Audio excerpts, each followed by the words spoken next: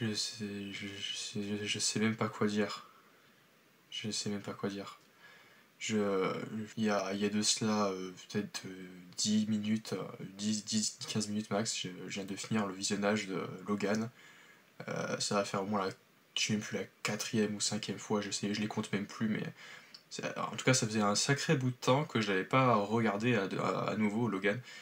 Et ouais, à chaque fois, tout ce qu'on dit pour les fans de Marvel ou les fans de Wolverine, quand on pense à Logan, c'est donc le dernier film où on a vu Wolverine, parce qu'on compte pas Deadpool 2 parce que c'était pas vraiment Hugh Jackman qui est revenu pour le film, bah c'est le meilleur, c'est ce qu'on dit. Et bah oui, force est de constater qu'effectivement qu'il s'agit du meilleur film, en tout cas produit par la Fox du côté de chez pour Marvel, en tout cas du côté de Marvel, hein, donc toute la saga X-Men ou même Fox, tout confondu. Quand on parle de Fox, on peut aussi parler donc de Daredevil et Elektra qui sont des boosts monumentales. Mon ressenti. Excusez-moi, j'ai pleuré un petit peu parce que forcément j'ai forcé ma larme, la première fois, c'est vrai que ça m'avait pas pris. C'est que la première fois, j'avais des frissons et tout, mais ça m'avait pas trop pris. Ça piquait un petit peu, mais c'est pas sorti. Et là, c'est sorti vraiment jusqu'à la fin du film. Bon, alors, du coup, qu'est-ce que je peux dire sur ce film? Pourquoi est-ce qu'il est si bien et qu'est-ce que j'ai apprécié, qu'est-ce que j'ai moins apprécié? Et bah, il est très très bien parce qu'il y a la relation avec Logan et Charles qu'on a beaucoup apprécié, beaucoup d'émotions dans ce film, beaucoup d'émotions. De voir un des plus grands héros qu'on a connu dans toute une saga de disparaître. À la fin, c'est tragique. Il y a beaucoup de choses qui m'ont fait beaucoup apprécier ce film.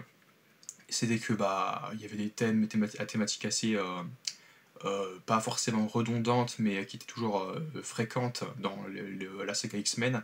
Et là, je trouve qu'il se démarque par rapport au reste de l'ensemble de la saga. C'est que bah, il y a une vibe un peu western, un peu ça se passe un petit peu dans un désert, parce que c'est vers la frontière mexicaine à un moment, puis ils sont au début à El Paso, et puis ils doivent traverser la frontière pour d'abord aller retrouver donc des enfants pour protéger des enfants mutants. C'était assez différent parce que dans les films X-Men, c'est-à-dire que c'est souvent donc, dans des forêts, donc des lacs, ça faisait un peu penser au Canada, comme pour Wolverine, le personnage de Wolverine est canadien. Et d'ailleurs, c'est ce que j'aimerais retrouver dans Deadpool et Wolverine, parce que je sais que même si le film, micro parenthèse, devrait se passer principalement dans le néant ou dans le void, ou un peu dans le TVA, bah, je pense que j'espère qu'il y aura quand même un petit peu dans le film où ça se passera un peu au Canada et où les personnages, bon, on verra donc des plans superbes. Alors, il y en a qui arrêtent pas de dire ouais au niveau de la réal, vous entendez pas un film de réal, de toute façon Marvel déjà de base c'est pas des films d'auteur ou des films de ce genre, mais en plus au niveau de la réalisation, c'est pas forcément toujours ce qu'il y a le plus mémorable. Mais malgré tout, j'en attends un petit peu quand même une partie effectivement où ça se passe dans peut-être voir un variant de Wolverine ou un autre au Canada, dans un cadre où il y a donc peut-être les montagnes, la forêt ou ce genre de choses, les plaines. Là, c'est vrai qu'il y a une vibe un peu western. D'ailleurs, en plus, il y a beaucoup de codes par rapport à ça. On voit donc les chapeaux, ce genre de choses. Et du coup, il se démarque par rapport à ça. J'ai aussi beaucoup apprécié la relation entre Logan et Charles. Le fait que ce soit Logan qui prenne soin de Charles, qui commence à perdre la raison et voilà, qui est un peu traité comme un animal. Et c'est vrai que quelque chose qui me faisait déjà mal au cœur de voir ça. C'est que effectivement Charles a été traité un peu comme de la vermine dans ce film. Et il perd la raison, il perd un peu la bouboule à force de vieillir.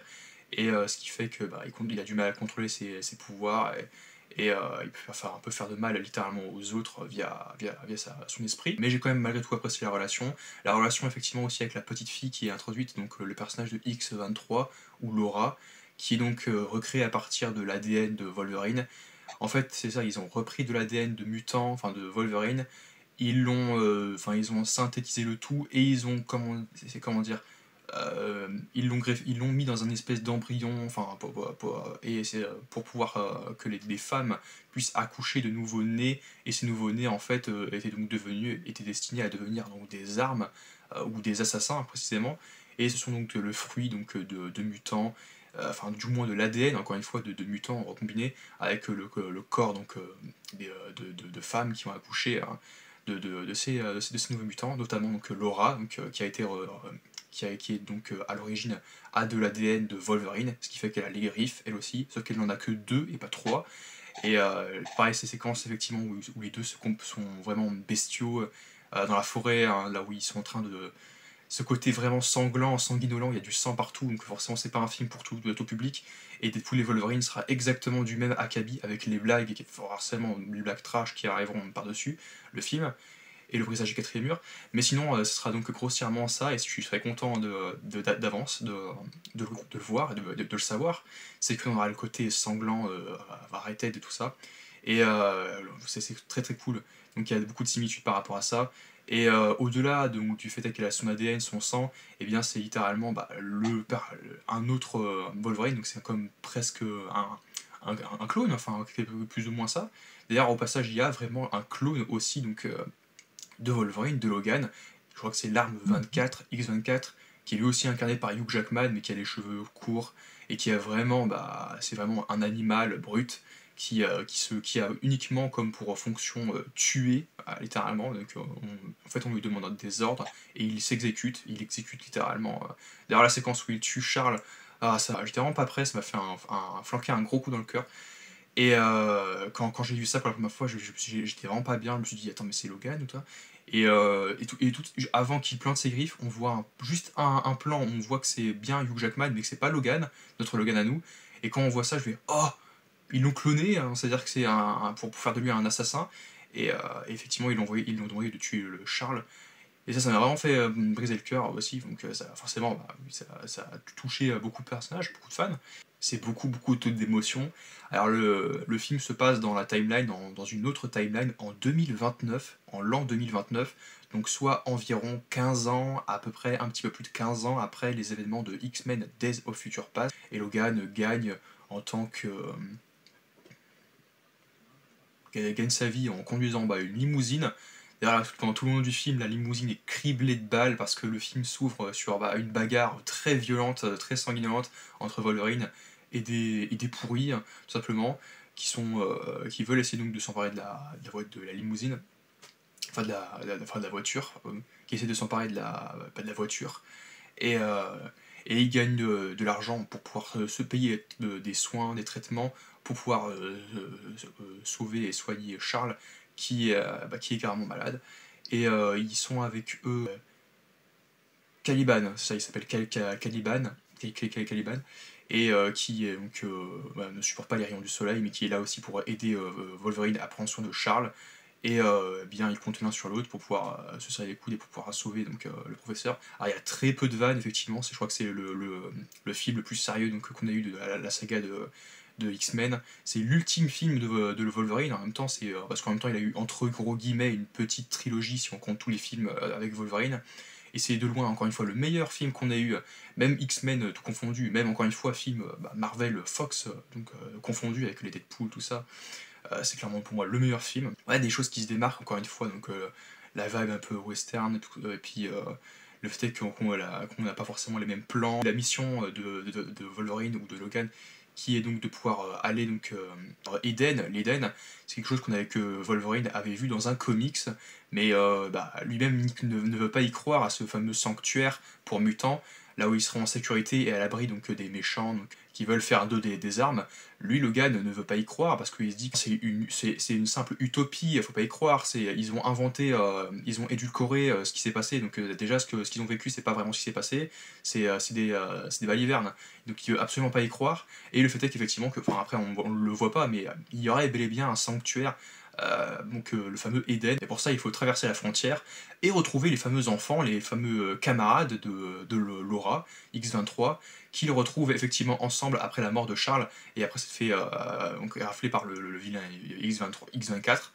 Et du coup, ils retrouvent les enfants. La meilleure scène du film, qui est également l'une des meilleures scènes de la saga tout entière, c'est Wolverine qui se déchaîne, Logan qui se déchaîne en forêt, qui se jette l'un sur les soldats l'un après l'autre, et X23 qui le suit derrière, qui lui saute au-dessus de lui, avec ses griffes à elle, et ensemble qui massacrent, qui font littéralement une purge. Ça c'est vraiment très jouissif, très satisfaisant, parce que les méchants sont de véritables pourritures. Et non, j'ai vraiment adoré ça. Et puis la fin avec X24 qui se fait tuer par X23 Laura.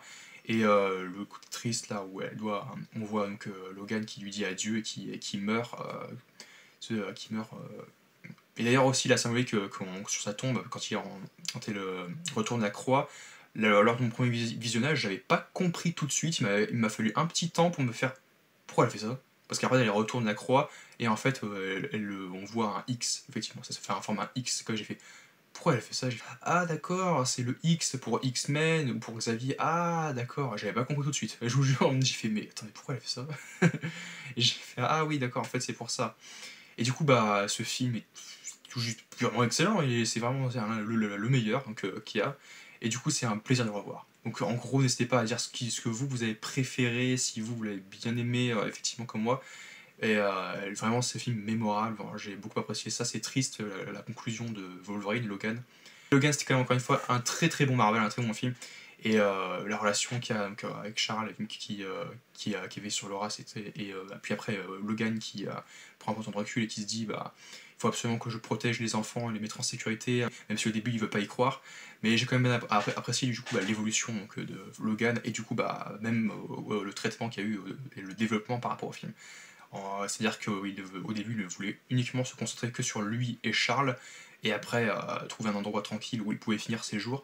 Et le fait effectivement qu'on voit que bah, quand il est criblé de balles lui-même, bah, il perd sa faculté donc régénération, et il ne peut plus se guérir, se soigner, il perd sa faculté de se soigner, encore une fois.